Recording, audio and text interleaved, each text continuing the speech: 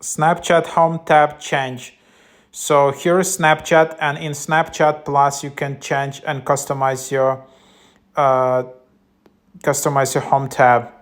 So here it is, just customize app themes, and then you tap again customize theme, and then here in the navigation you can change your home tab. So first of all, you can just change the tab and badge color. So here you're just changing it like that, for example. Then you can change the badge icon. I can change it like whatever to fire or something. And then you can change tab background. So select anything you like from here. So there are a lot of different things in here, just like that. So yeah, that's the idea. And then go back and tap apply theme, and then from here now you see that your tab in the bottom is changed.